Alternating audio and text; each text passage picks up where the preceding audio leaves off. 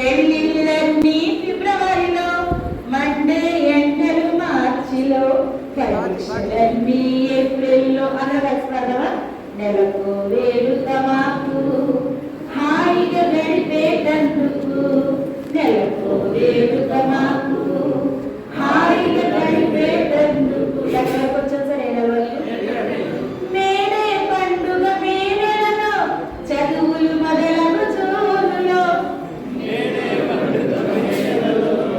చదువులు మొదలగు జూనులో, వానలు కురియులు జూలైలో, జెండా పండుగ ఆగస్టులో, వానలు కురియులు జూలైలో, జెండా పండుగ ఆగస్టులో, నెలకు వేడుక మాకు